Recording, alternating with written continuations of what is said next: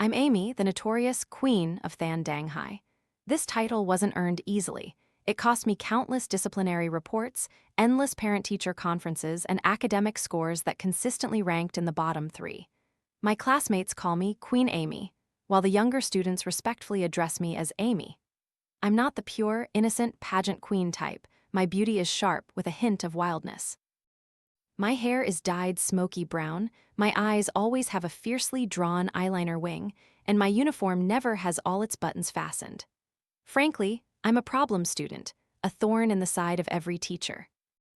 Life would have continued its dull, predictable course, if not for the appearance of Ethan. That day, it was Principal Hades' math class. He was famous for his bald head and notoriously difficult integral equations. As usual, I was deep in slumber, my head buried on my desk, traversing the realm of dreams. In my dream, I was cruising down a highway on a massive motorcycle, the wind whipping through my hair. Amy, Principal Hades' voice struck my beautiful dream like a lightning bolt. I jolted awake, wiping the drool from my mouth, and stared blankly at the blackboard. It was covered in a tangled mess of symbols I couldn't comprehend. Principal Hades adjusted his glasses, his gaze as sharp as a knife. "Come up and solve this problem." The class fell silent, followed by a few muffled giggles. Solve it? I'd rather run 20 laps around the school field. I scratched my head, offering an innocent, sheepish grin. "Teacher, this problem is too hard. I can't figure it out." "Oh, really?" Principal Hades sneered, a knowing smirk playing on his lips. "Then let our class's ace enlighten you a bit. Ethan, please go." All eyes converged on the front desk. That was the first time I truly noticed Ethan. He sat there, back perfectly straight, exuding a cold, distant aura. The morning sun streamed through the window, casting a delicate halo on his soft, black hair. He wore a crisp white shirt, the sleeves neatly rolled up to reveal his fair wrists and defined knuckles. Called upon, Ethan didn't flinch. He simply rose slowly and walked to the front. He didn't even spare me a glance, as if my existence was mere air. He picked up a piece of chalk and without a single draft began writing. Numbers and symbols flowed effortlessly from his hand, smooth, logical, and strangely beautiful. In just a few minutes, the problem I considered an undecipherable script was solved with elegant precision. He placed the chalk down, his voice low and devoid of emotion. "Done." Principal Hades nodded, satisfied, then turned to me, his voice dripping with sarcasm. "See, Amy, if you just used a fraction of the time you spend napping on studying, you wouldn't be in this situation." I pouted, not bothering to care, but my gaze was fixed on Ethan's retreating back as he walked to his seat. Arrogant, cold, brilliant. These three words danced in my mind. Until now, I had always been the center of attention, whether positive or negative, but this guy hadn't even given me a single glance from start to finish. How interesting. A daring thought suddenly sparked in my head. This life is too boring. I need a challenge. And Ethan, he's the perfect challenge. During recess, I cornered Ethan in the hallway. The hallway was crowded, and countless curious eyes turned toward us. My best friend stood nearby, whistling in encouragement. Ethan stopped, his deep black eyes finally looking straight at me. There was no surprise in his gaze, no curiosity, only icy indifference. "What do you want?" His voice was as flat as ever. I smirked, a confident, provocative smile. I reached out and leaned against the wall behind him, slowly pressing him against it. My face was level with his chest, utterly humiliating for me, the queen, but it didn't matter.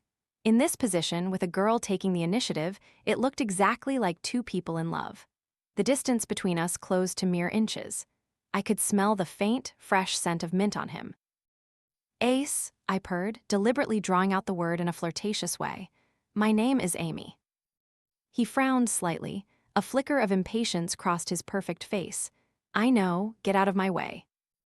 "Oh, come on, don't be in such a hurry." I giggled, my index finger playfully poking his firm chest through his shirt. "I just wanted to inform you of something." Ethan looked down at my errant finger, his eyes chilling a few degrees. "What?" I lifted my head, looking straight into his eyes, every word clear and resounding through the hallway. "Ethan, I'm going to pursue you." Boom, the entire hallway seemed to explode. Whispers and gasps of astonishment erupted from all sides. I could imagine Principal Hades' face contorting if he heard this. But Ethan, the eye of the storm, was terrifyingly calm. He just silently looked at me for a few seconds, then a faint smile curved his lips, a smile that held 3 parts mockery and 7 parts contempt. "You," he uttered a single word, but its destructive power was greater than 1,000. That feeling of being looked down upon was truly unpleasant. But who was I, Amy? My skin was thicker than a city wall. Not only was I not angry, but I smiled even brighter. "That's right, it's me," I shrugged. "What's wrong? Do you think I'm not worthy?" "It's not that you're not worthy," he said slowly. "It's that you're incapable." With that, he gently pushed my hand away and simply walked off, leaving me standing alone amidst hundreds of gazes. My friends rushed over. "Queen Amy, you're amazing. You dared to confess to that walking iceberg, but he was so harsh." I watched Ethan's straight back as he walked away, my smile growing even wider. Incapable? Ethan, just you wait. In Amy's dictionary, there are no such words as impossible. My declaration of war yesterday successfully turned Ethan and me into the school's focal point. Everywhere I went, I felt curious eyes, eager for drama, fixed on me. I loved this feeling. For me, Amy, pursuing someone wasn't about secretly giving gifts or writing cheesy love letters. When I do something, I go big, openly and proudly, letting the whole world know that Ethan, that millennium-old iceberg, is my target. First battle plan, get as close to the target as possible. And what's closer than becoming deskmates? No sooner said than done. The next morning, I arrived at class incredibly early, before anyone else. Ethan's deskmate was a timid, bespectacled bookworm named Lily. I placed a strawberry milk carton and a sandwich on her desk, then sat down casually, crossing my legs, waiting. When Lily walked into class and saw me, she flinched like a bunny spotting a wolf. "Queen Amy." I offered my friendliest smile. "Good morning, Lily. Have you had breakfast yet?" She stammered, twisting her hands together. I already ate." "It's fine if you did. Have a little more for a snack." I pushed the milk carton towards her. "Hey, Lily, let's negotiate something, shall we?" What is it?" "I want your seat," I stated bluntly. "Just for 1 month. In return, for this month, if anyone dares to bully you, I'll deal with them. Any difficult homework, I'll find someone to help you with it. How about it? This deal is a steal, right?" Lily's eyes widened behind her thick glasses. She looked at me, then at Ethan's seat, her face flushed. Everyone knew she had a secret crush on the class president from the next class. My offer of getting help with homework clearly struck a chord. 5 minutes later, I had successfully moved my desk next to Ethan's. Lily happily hugged her backpack and moved to my old spot. With everything settled, I sat down, satisfied, and began to imagine Ethan's expression when he saw me. It was bound to be priceless. Sure enough, when Ethan entered the classroom, he paused for exactly 1 second upon seeing me in Lily's seat. The class was now full, and everyone held their breath, watching. But I had underestimated his composure. Ethan simply glanced at me, nothing more, nothing less than calmly sat down in his own seat, took out his books as if I were an invisible decoration. No anger, no questions. "Humph, this iceberg is tougher than I thought, but it's fine, I have plenty of patience." The first period was English. The teacher was enthusiastically lecturing about the present perfect tense. I propped my chin on my hand, tilting my head to look at Ethan.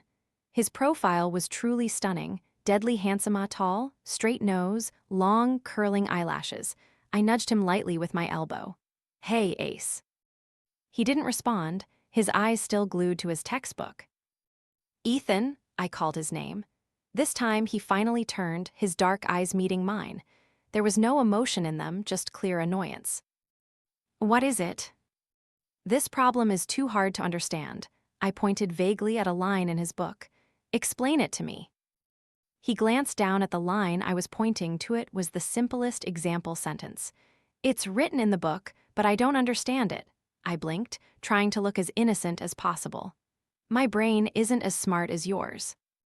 Ethan silently looked at me for 3 seconds. I thought he would lose his temper, but instead, he just quietly shifted his chair a little further away from me, creating a safe distance. This action was clearly one of distaste. I smirked. Dislike is also an emotion. Having emotions is a good start. Undeterred, I continued my campaign of harassment. Ethan, your pen is so nice. Ethan, your notebook is so neat. Ethan, don't you think the weather is nice today? You're noisy, can you stop bothering me? Finally, the iceberg deigned to speak a complete sentence. His voice was still cold, but I could hear his patience wearing thin. During the afternoon study hall, I decided to pull my ultimate move. The entire class was silent, diligently working on assignments with only the soft rustle of pens on paper. I pretended to yawn loudly, then slumped onto my desk, deliberately aiming. My head gently landed on Ethan's shoulder. In that instant, I felt his shoulder stiffen. The entire class, secretly watching us, collectively held their breath. The show was about to begin. I closed my eyes, feigning deep sleep, but in reality, all my senses were alert, trying to gauge his reaction. His shoulder wasn't very broad, but it was incredibly firm. Through his uniform shirt, I could even feel the warmth radiating from him. I waited, expecting him to push me away, scold me, or do anything. But no, Ethan didn't move a muscle. About 10 seconds later, just as I was secretly gloating that my sleeping beauty trick was working, I felt something hard and cold gently pushing my head. I peeked open an eye. It was a thick English-Vietnamese dictionary.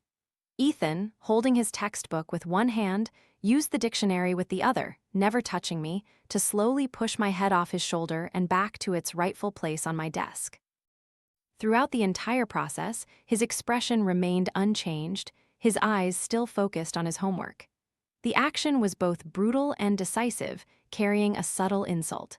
The class erupted in suppressed laughter once more. I sat up straight, looked at the dictionary, then at Ethan. Well played, Ethan. You're ruthless enough, but I like it even more. The dismissal bell rang. I packed my books, preparing to leave. Ethan had also slung his backpack over his shoulder, ready to go. As he walked past me, I suddenly extended my leg, subtly tripping him. Ethan didn't notice, stumbled over my foot, and wobbled slightly. Although he quickly regained his balance, this action was enough to capture everyone's attention. This time, he finally genuinely turned to look at me. His dark eyes no longer held indifference or annoyance, but a blazing fire of warning. It was the first time I had ever seen him angry. Facing his gaze, which seemed ready to devour me whole, I wasn't scared at all. On the contrary, I winked at him, a provocative smirk on my lips. Oops, sorry, my legs are a bit long. With that, I slung my bag over my shoulder and walked past him defiantly, leaving Ethan standing frozen, his face as black as a pot. The incident where I tripped Ethan escalated our scandal to a new level. The school forum exploded. The live stream topic, Queen Amy's full pursuit of ace Ethan, was pinned to the top, with hundreds of comments every hour. OMG, Queen Amy is so cool, she dared to trip Ethan. I think Ethan is about to explode. His face was as black as coal. Place your bets, guys, 10-1 odds. Ethan will fall within a month. Dream on, I bet Amy will be rejected so hard she'll have no feelings left. I read those comments, unable to stop smiling. So amusing, but it seemed my actions had truly angered the iceberg. Ethan began a full-scale avoidance campaign. He arrived at class earlier than me and disappeared like a gust of wind as soon as school ended. During class, he used a mountain of books to build a great wall between our desks. Whatever I said, he acted as if he didn't hear it. My petty harassment tactics seemed to have lost their effectiveness. My best friends started to worry. Queen Amy, maybe you should give up. This iceberg is too hard, you can't melt him. I smirked, giving them a disdainful look. There's no such word as give up in my dictionary. When a direct assault isn't effective, we have to switch to a gentler strategy. I decided to use the most classic move from all romance novels, the love bento box. Of course, for someone who'd never cooked in her life like me, the love in this bento box would come straight from my wallet. That afternoon, I skipped the last class and drove to the city's most luxurious 5-star restaurant, ordering a premium business lunch set. Alaskan lobster, pan-seared Kobe beef, caviar all elegantly arranged in an exquisite lacquer box. Holding the expensive bento box, I smugly thought, Ethan, let's see if you can still play hard to get this time. Ethan had a habit of not eating in the cafeteria. He usually found a quiet corner somewhere, like the rooftop, to eat alone. I stealthily made my way to the rooftop. The wind was whipping around. Sure enough, I saw a familiar figure sitting in a corner, holding a simple sandwich. The bright sunlight shone on him, making him appear as if he was enveloped in a halo. The scene was so peaceful, it made one almost reluctant to break it. But who am I? I'm Amy, and disruption is my profession. I cleared my throat and walked over. Eating a sandwich by yourself? How pitiful. Ethan looked up, saw me, and his sharp eyebrows immediately furrowed. He said nothing, stood up, and started to leave. Hey, where are you going? I quickly blocked his path, holding out the bento box like a precious offering. Look what I brought for you, a Love Bento Global Limited Edition. Ethan glanced at the exquisite bento box in my hand, then at me, his eyes as cold as ice. No need. Yes, you need it, why wouldn't you? I opened the lid, and the fragrant aroma of high-class food instantly filled the air. See, this lobster, this Kobe beef, it's all to nourish your genius brain. How can you get enough nutrition just eating sandwiches? I said, picking up a piece of Kobe beef and bringing it to his mouth. Come on, eat up. I'll feed you. My actions were overly bold and intimate. Ethan's usually calm face finally showed a flicker of emotion. His ears seemed to blush slightly, but the embarrassment was quickly replaced by irritation. Amy, will you cut it out? His voice deepened, carrying a clear warning. Why should I? I'm pursuing you very seriously, you know. I giggled, still holding the food to his mouth. Or are you afraid that once you eat it, you won't be able to control yourself and fall in love with me? Ethan's eyes darkened. He abruptly snatched the bento box from my hand. Before I could even gloat, thinking he had accepted it, something unbelievable happened. He turned, walked quickly to the trash can in the corner of the rooftop, and threw my million-one bento box directly into it. Clang! The dry, ear-piercing sound of the bento box hitting the inside of the trash can echoed. The entire rooftop fell silent, with only the wind whistling past our ears. I froze, the smile on my lips stiffened. I looked at the bento box lying pitifully in the trash, next to soda cans and crumpled papers. The expensive Kobe beef and lobster pieces were scattered, looking utterly pathetic. Humiliation. This was the most blatant humiliation. No one had ever dared to treat me like this before. Ethan turned back, his face cold, without a trace of remorse. He looked directly into my eyes, his voice hissing through clenched teeth. I'll say this one last time. Stop bothering me. With that, he walked past me, leaving without a single backward glance. I stood alone on the rooftop. For the first time in my life, I felt a little humiliated. I could even feel a few eyes secretly watching me from the rooftop entrance. Probably just people eager for more drama. But how could I, Amy, give up so easily? I took a deep breath. The anger and embarrassment quickly transformed into competitive spirit. The more ruthless you are, the more interested I become. I walked to the trash can and looked down at my Love Bento. Then I burst out laughing. My clear laughter echoed across the windy rooftop. Well played, Ethan. You think doing that will make me give up? You've actually succeeded in making me furious. The incident of the Love Bento being thrown in the trash became a new legend at Thanh Dang High.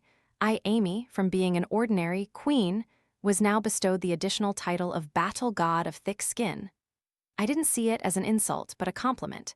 Ethan had used the cruelest act to draw a clear boundary between us. He thought I'd know when to retreat from difficulty. He was wrong. That action was nothing but pouring oil on the fire, making the flame of conquest within me burn fiercer than ever. The more you want to push me away, the more I have to cling to you. The gentle strategy had failed miserably.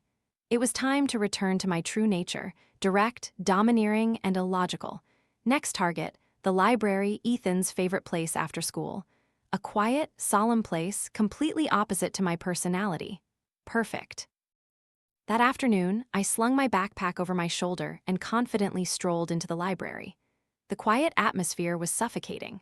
Everyone was hunched over their books, with only the rustle of pages and the faint hum of the air conditioning. I scanned the room and quickly spotted my target. Ethan was sitting at a row of tables near the window, the setting sun casting a beautiful glow on his sharp profile, like a painting. Around him, there seemed to be an invisible barrier. No one dared to sit within 3 meters of him.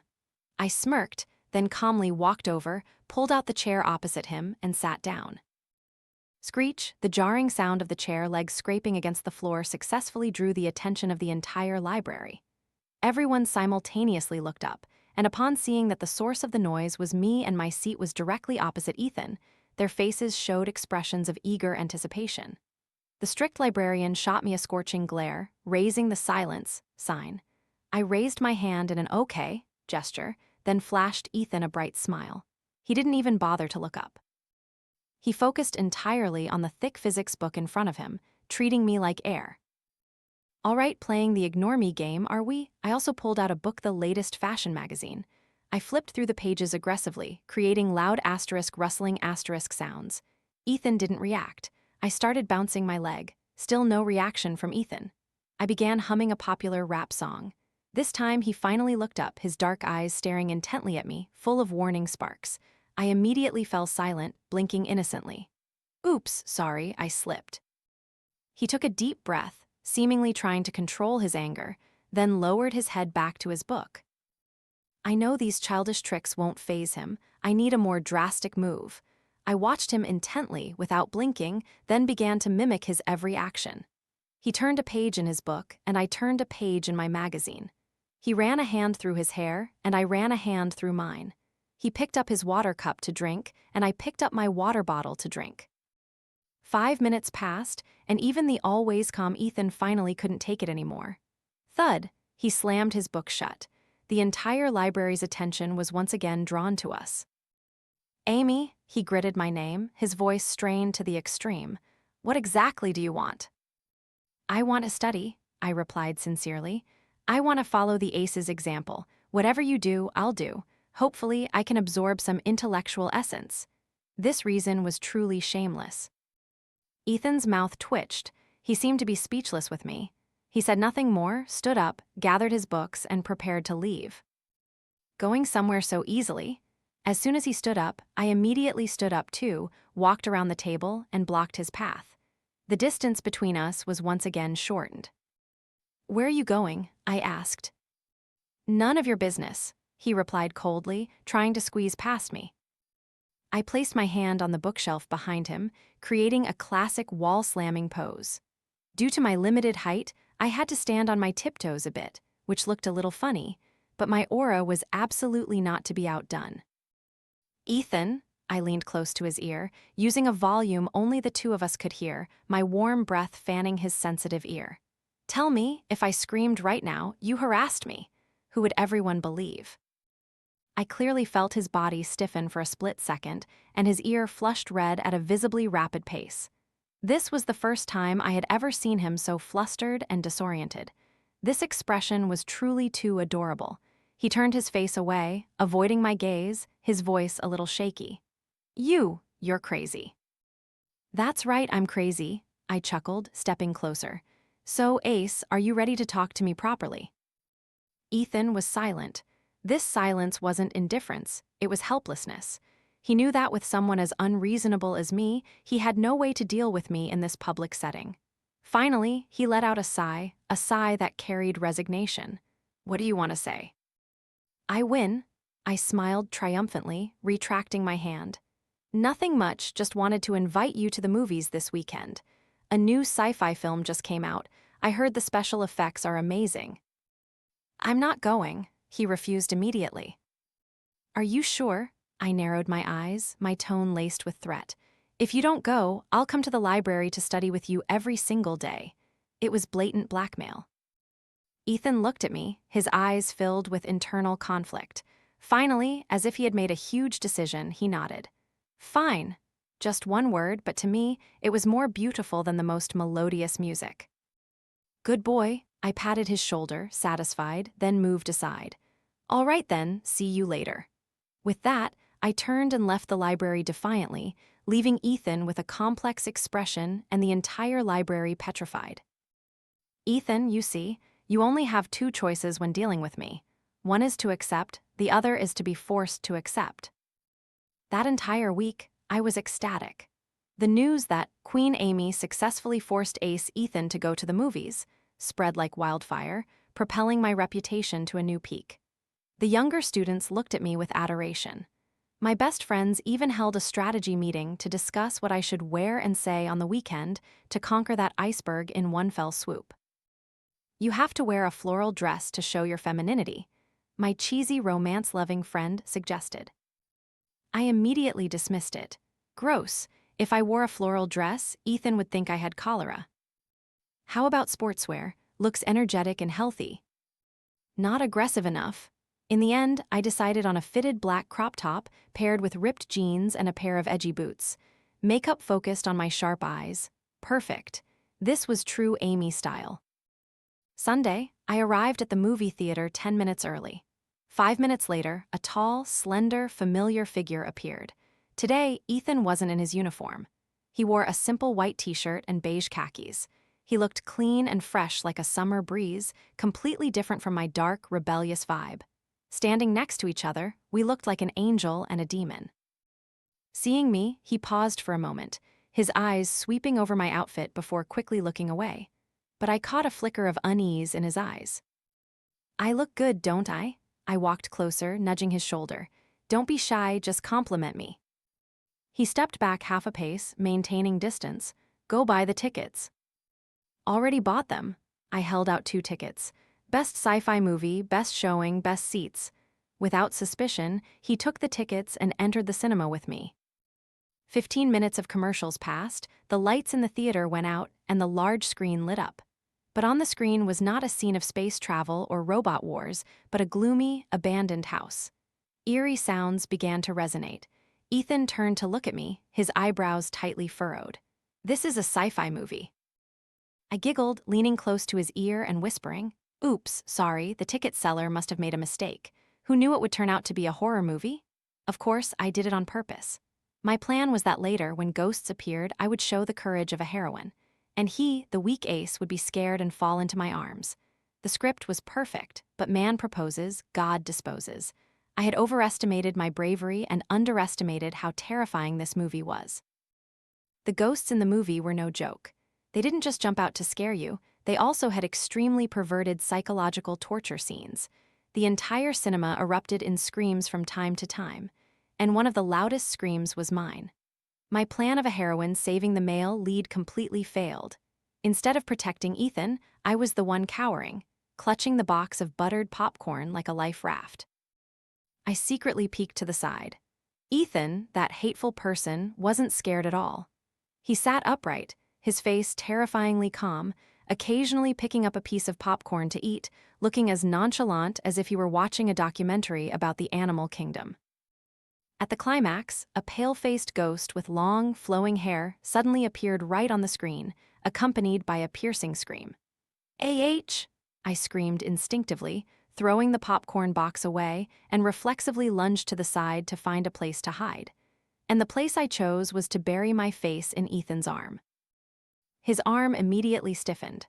I squeezed my eyes shut, clutching his sleeve with both hands, my whole body trembling.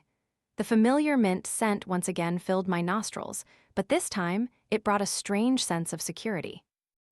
After a while, when nothing happened, I dared to crack open an eye. I saw him looking down at me. In the dim light of the screen, I couldn't clearly see his expression, but I could feel his gaze fixed on the top of my head. Only then did I realize how ambiguous our posture was. My face flushed crimson. Damn it, my image is completely ruined. I quickly sat up straight, clearing my throat twice to hide my embarrassment. That ghost earlier was really good, very professional. I tried to salvage the situation. Ethan said nothing. He just quietly looked down at the floor. I followed his gaze to the popcorn box I had thrown, now with popcorn scattered everywhere, looking pathetic. For the entire second half of the movie, I didn't dare to utter another sound, just sat still like a deer caught in headlights, occasionally stealing glances at Ethan. His ears were red again. When the movie ended and the lights came on, I quickly stood up first. The movie was okay. Let's go. I didn't dare to look him directly in the face. Today was truly too humiliating. We walked out of the cinema in silence. As we passed by the souvenir counter, Ethan suddenly stopped. He pointed to a ghost doll that looked exactly like the ghost that had scared me senseless in the movie. Not buying one as a souvenir? His voice was emotionless, but I clearly heard the teasing in it. I was so angry my face turned red. I gritted my teeth and glared at him. "Ethan, do you want me to hit you?" The corners of the Millennium Iceberg's lips subtly curved into a smile for the first time. A very slight, fleeting smile, but it was more dazzling than the bright lights of the cinema. In that moment, my heart skipped a beat. Damn it, he looks so handsome when he smiles. Ethan's fleeting smile at the cinema had more explosive power than an atomic bomb. For the next few days, that image replayed continuously in my mind, making me occasionally sit alone, giggling like an idiot. My best friends looked at me with concern. "Queen Amy, are you okay? Don't tell me that Iceberg froze your brain too." I shot them a glare. My brain is perfectly fine, just upgrading my strategy. That's right, upgrading. My thick-skinned, clingy, direct harassment tactics only seemed to annoy Ethan and make him more defensive. That smile was a signal. It showed that this iceberg wasn't emotionless, he just hid it too well. It was time to show him a different side of Amy. The opportunity came soon after.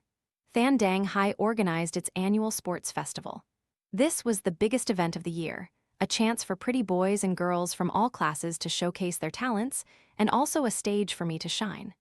When the class president went around with the sign-up sheet for events, no one bothered to look at the women's 1,500-meter endurance run. It was the most torturous sport. After running it, you'd feel half dead. No one's signing up for the 1,500 m run. If we leave it blank, our class will lose points for competitive spirit, the class president lamented. Just then I, known for my barely passing PE scores and laziness, raised my hand. "I'll do it." My single word silenced the noisy class. All eyes turned to me, surprised, suspicious, and even pitying. Ethan, who was sitting at the front desk doing homework, also paused his pen and turned to look at me. His gaze was a little scrutinizing, as if he was trying to figure out what kind of trick I was up to now. I smirked at him. "Ethan, this time I'm not playing tricks. I'm serious." The day of the competition arrived, and the entire school was buzzing like a festival.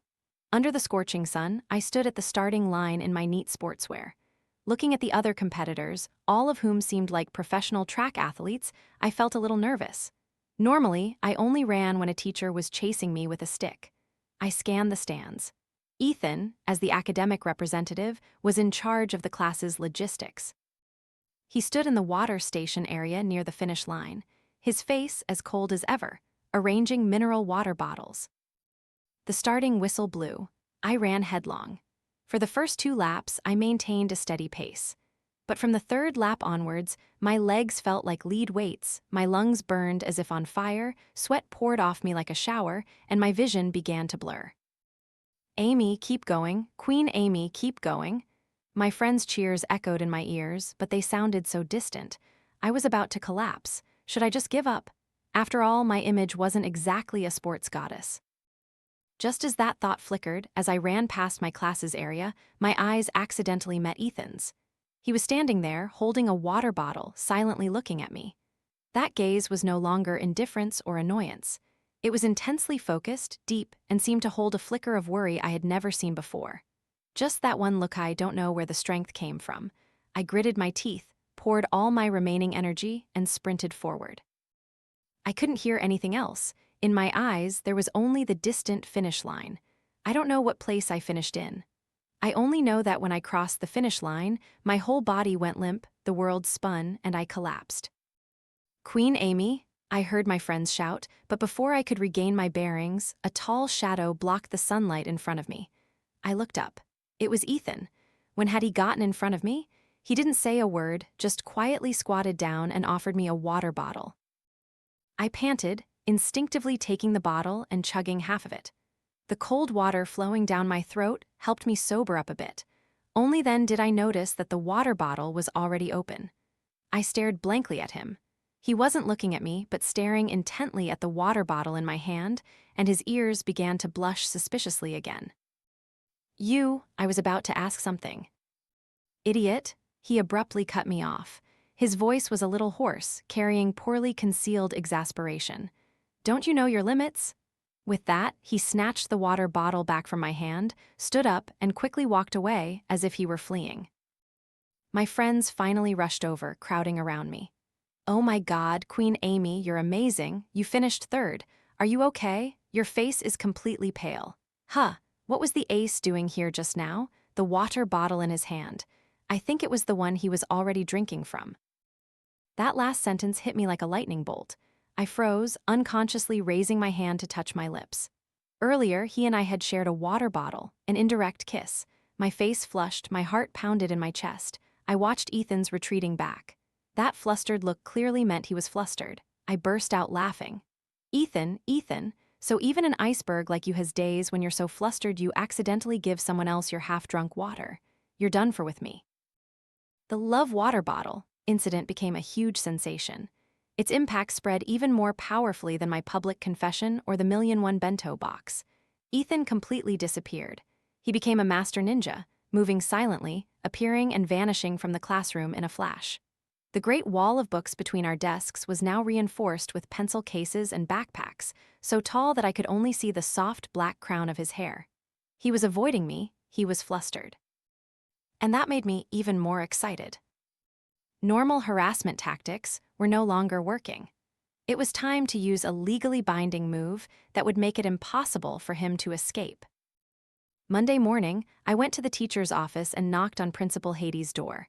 I had swapped my usual wrinkled uniform for a freshly ironed one, buttons fastened all the way to the top. My sharp eyeliner was replaced by an innocent, contrite expression. Principal Hades almost dropped his teacup when he saw me. "Amy, what are you doing here? What trouble have you caused now?" I bowed my head, my voice carrying 7 parts remorse and 3 parts earnestness. "Teacher, I'm here to ask for your help." "Help?" Principal Hades narrowed his eyes suspiciously. "Has the sun risen in the west?" "Teacher, through your guidance, I have deeply realized my mistakes." I began my prepared speech. "My academic performance is too poor, affecting the whole class. I want to improve, I really want to improve." My acting must have been Oscar-worthy. Principal Hades' initial suspicion turned to surprise, then to emotion. His usually stern face softened slightly. "It's good that you're aware, but your academic foundation is too weak. You can't study on your own." I pouted, looking incredibly pitiful. "Teacher, could you arrange for a good student to tutor me?" Principal Hades nodded, falling completely into my trap. "A good idea. Let's see, in this class, who can shoulder this important responsibility." "Ethan," I quickly suggested. "Ethan is an ace, and he sits right next to me, so it's very convenient. Teacher, please let him help me." Principal Hades pondered for a few seconds, then slammed his hand on the desk. "It's decided. Ethan is both smart and responsible. He will definitely help you improve. I'll talk to him." The plan was a resounding success. During the end-of-class homeroom, Principal Hades solemnly announced Ethan's noble duty to the entire class. He would become Amy's private tutor, responsible for improving her academic performance. In that moment, I felt a chilling wave of murderous intent shoot straight down from the front desk. I secretly peeked over the gap in the Great Wall. Ethan's face, which had previously only shown 2 states gold and slightly cold, was now as black as the bottom of a pot. The pen in his hand snapped with a crack, breaking in 2. He was angry, truly angry. I bowed my head, trying to suppress my laughter until it hurt. The first tutoring session took place that afternoon in the library. Under the principal's decree, Ethan couldn't refuse. He placed a stack of thick reference books on the table, starting with basic 10th grade knowledge. His voice was as cold as ice water. "All right, tutor Ethan." I nodded obediently and opened my textbook. But how could I possibly concentrate on studying? My goal wasn't these equations. 5 minutes later, "Ethan, why does sin to x plus cos to x equal 1? He took a deep breath. "That's a basic trigonometric identity." "But why?" I blinked innocently. 10 minutes later, "Tutor Ethan?" He didn't answer, but I saw his temples start to twitch. "Your fingers are really pretty." I stared intently at his hand, holding the pen, long and slender with distinct knuckles, perfect for playing the piano, or holding my hand. The pen in his hand unconsciously drew a long line across the page. 15 minutes later, "Ethan." "Amy," he finally exploded. He slammed the book shut, the resounding thud causing the librarian to glare at us, practically fuming. He gritted his teeth, lowering his voice. "Can you please be serious?" "I am being very serious." I leaned closer to him, whispering, "Serious about getting to know you." Our distance was so close, I could even see my own reflection in his dark eyes. The fresh mint scent once again enveloped my nose. "Being this close to you, I can't concentrate on studying at all." I continued, my voice filled with feigned helplessness.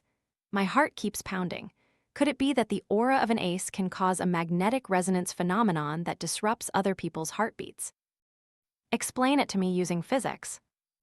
My shameless and domineering logic seemed to have short-circuited Ethan's brain's logical system. He froze, staring at me, his ears and even his neck flushing uncontrollably. You, he stammered, unable to form a complete sentence. Just as I was smugly enjoying my victory, he suddenly reached out and tightly grasped my wrist. His grip was strong, the warmth from his palm quickly transferring to my skin, startling me.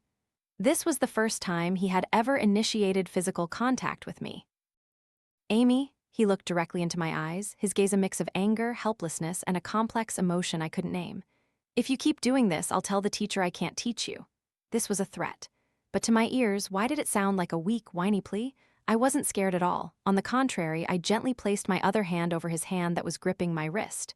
I smiled, a radiant smile like summer sunshine. All right, but you have to promise me one thing. What? From now on, you're not allowed to avoid my gaze. I looked at him, my eyes full of provocation. Dare to make that promise, tutor Ethan. Facing my blatant challenge, Ethan was silent for a long moment, the hand gripping my wrist tightened a little, then slowly loosened. I saw the struggle clearly in his eyes. He was a proud person. This challenge struck straight at his self-esteem.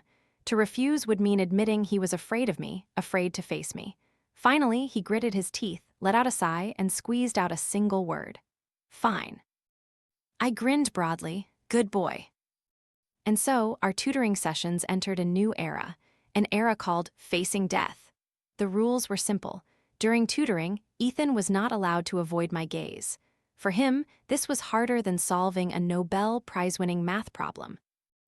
Tutor Ethan, I propped my chin on my hand, eyes unblinking as I stared at him. Explain this line again. He was forced to look up, his eyes meeting mine in midair. I clearly saw his Adam's apple bob slightly. This line, he said, his voice a little unnatural, applies the Pythagorean theorem. Oh, I deliberately drew out the word. But Ethan, do you know your eyelashes are really long? And they're curled too, I'm so jealous. His hand holding the pen trembled slightly. He took a deep breath, trying to pull his attention back to the book, to focus on the lecture. I am focused, I chuckled mischievously, focused on researching the subject right in front of me. As a result, that day's tutoring session saw Ace Ethan's teaching efficiency plummet for the first time in his life. He stammered repeatedly, even pointing to the wrong formulas. Meanwhile, my academic performance didn't improve at all, but my achievement in irritating Ethan reached its peak. In the following days, I discovered a shocking secret. Ethan's ears didn't just turn red, they could change color according to his level of embarrassment. Slightly flustered, they'd be rosy. Ashamed, they'd turn bright red. And when he was extremely angry but couldn't do anything, they'd become deep crimson, as if about to bleed. Ha ha. And I considered collecting all shades of red from his ears my new goal. That week's tutoring session ended later than usual.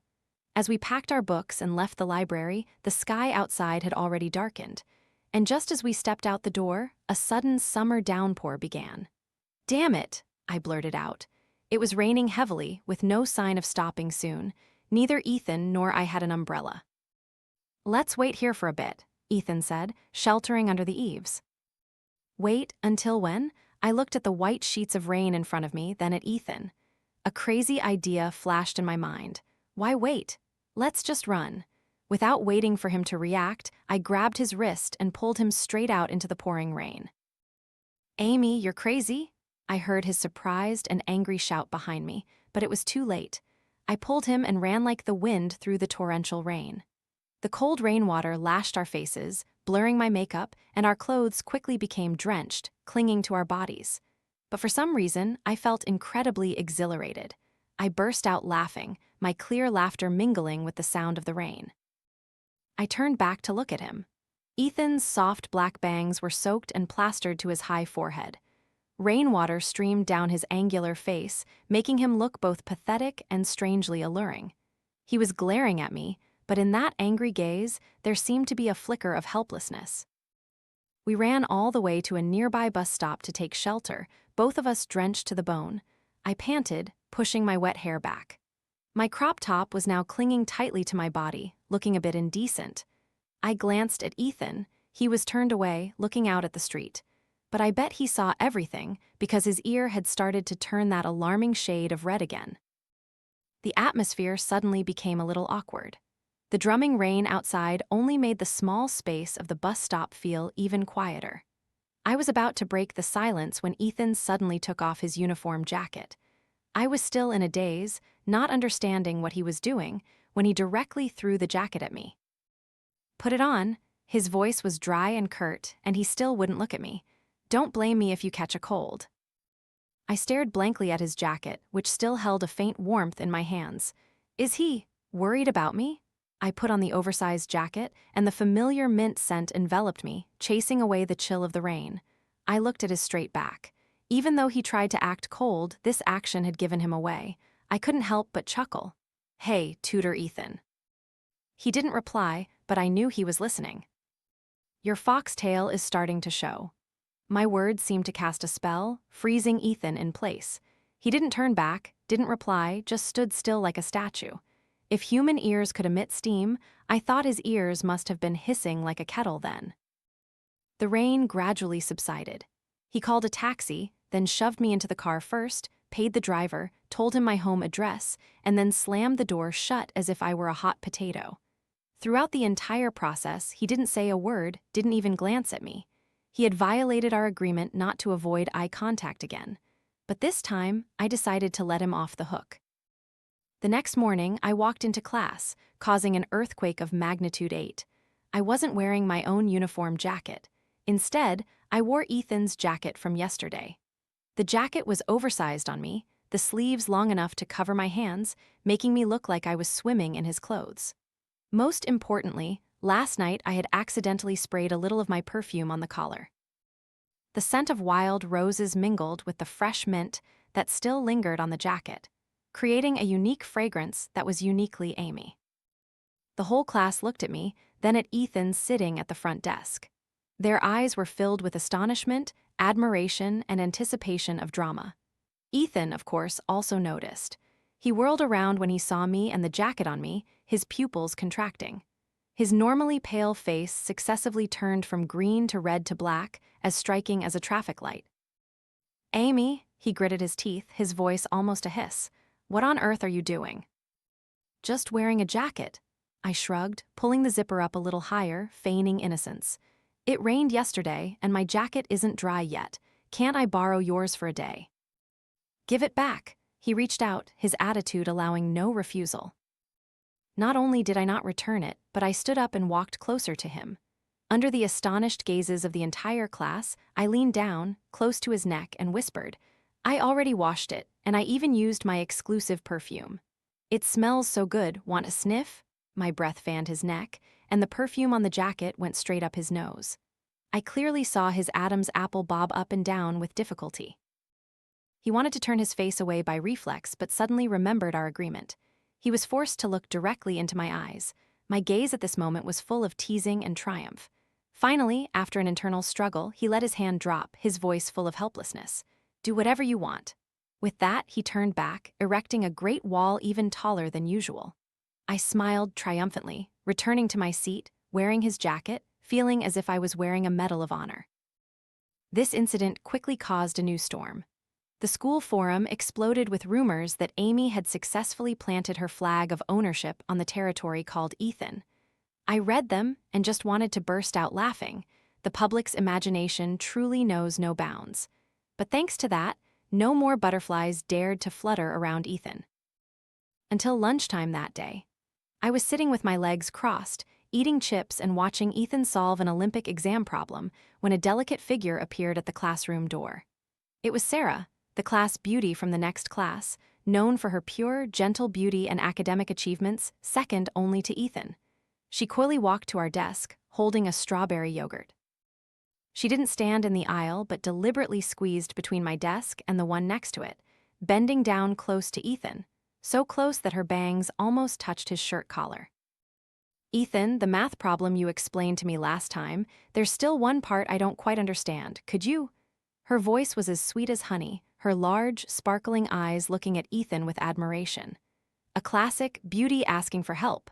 Scene, high-class green tea edition. Ethan paused his pen, frowning slightly at the too close proximity, but was about to answer out of politeness. But how could I let that happen? I cleared my throat loudly, successfully interrupting both of them. Sarah jumped, turning back. Only then did she notice my existence. When she saw the oversized men's uniform jacket on me, her face immediately paled. "Hey, Amy." I leaned lazily back in my chair, crossed my arms, and smirked.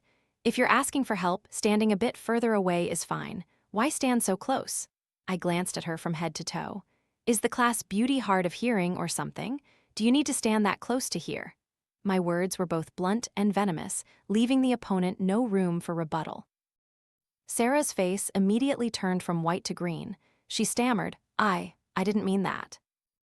Ethan frowned. "Amy, stop stirring up trouble." "Did I say something wrong?" I turned to look at him, my eyes full of challenge. "Or does an ace like you enjoy having someone breathe down your neck while explaining things? Do you think that distance is a safe communication distance? Don't you feel suffocated?" Ethan was completely speechless. He couldn't refute my words because what I said, though harsh, was entirely true. I ignored him, turning back to Sarah with a friendly smile. "Let me tell you a secret. My tutor Ethan has a rule: he's not allowed to avoid a student's gaze," I said, gently brushing a non-existent speck of dust from Ethan's shirt shoulder.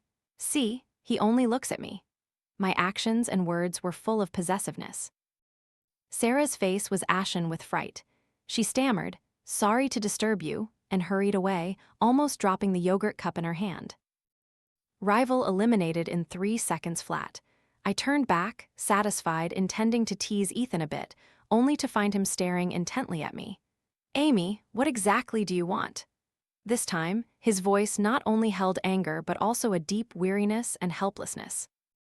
"What do I want?" I stood up, placed both hands on his desk, and leaned down, facing him at an extremely close distance. I looked directly into his deep eyes, every word clear and firm. "I am staking my claim. Ethan, you are mine. No one else should even dream of you." The atmosphere seemed to freeze. I thought he would get angry, would push me away. But no, he just silently looked at me. In those dark eyes, complex emotions churned. Just then, a basketball from the sports field, I don't know how, flew wildly through the classroom window, heading straight for me. Everything happened too fast. I only managed to hear a shout of "Careful!" Then a tall figure lunged forward, pulling me firmly into his arms. His broad back completely shielded me. Thwack! The ball hit Ethan's back very hard. I heard him let out a soft groan of pain. I was stunned in his arms. The familiar mint scent enveloped me. My heart pounded erratically. Why did he protect me? Time seemed to stop in that moment. I was stunned in Ethan's firm embrace. My entire body was shielded by him. The familiar mint scent filled my nose more intensely than ever before. I heard my own heart pounding wildly and his soft gasp of pain right next to my ear. He had protected me. The petrified classroom suddenly came alive, buzzing like a marketplace. The boy who had accidentally thrown the basketball turned pale, rushing in to profusely apologize. But I couldn't hear anything anymore. I quickly pushed him gently away, looking directly into his face, which was contorted in pain. "Ethan, are you okay? Are you stupid?" My voice was a little hoarse, carrying an anger I didn't even recognize in myself. "No, I'm fine," he replied, but his forehead was beaded with sweat. He tried to stand straight, but it was clear the impact earlier was very strong. "Fine, my foot." My blood ran hot. I ignored the frightened boy and the astonished looks of the class. I gripped Ethan's wrist, my voice full of authority, allowing no refusal. "Come to the infirmary with me right now."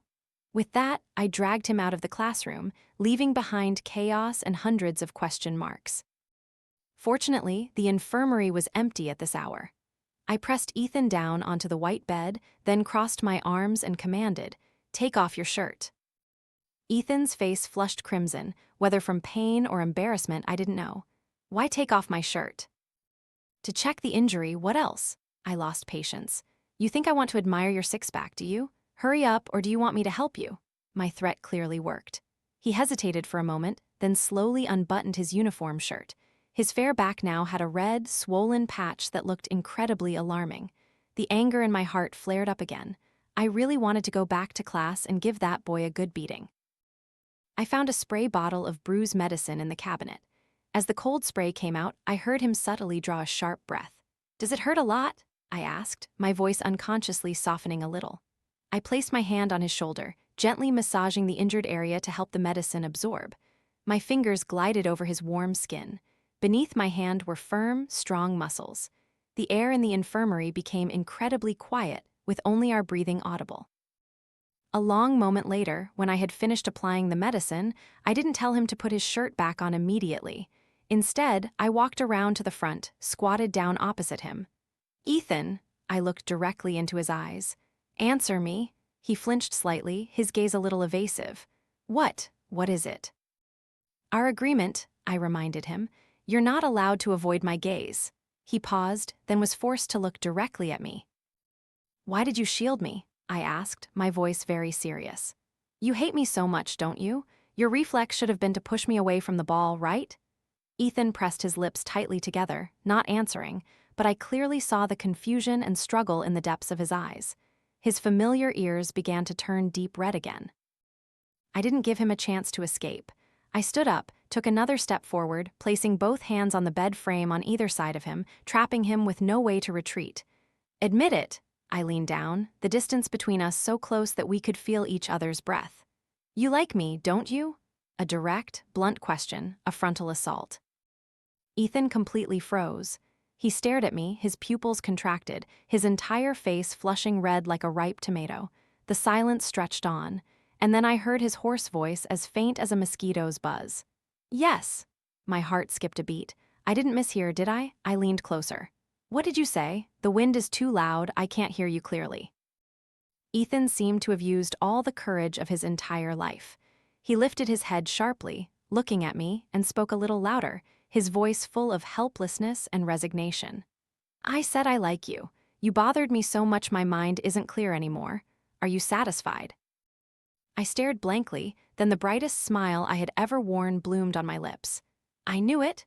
I didn't give him any more time to be flustered. I leaned down, using my lips to silence all his subsequent words. A kiss carrying the domineering flavor of Amy.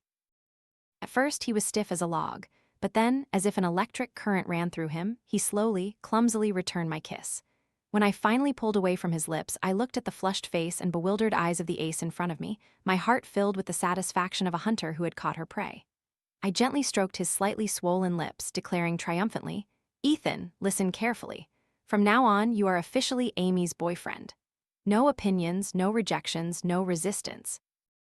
He just looked at me, a faint smile playing on his face, but in his eyes was a touch of helplessness, 3 parts indulgence and 7 parts, "I can't believe this is my life."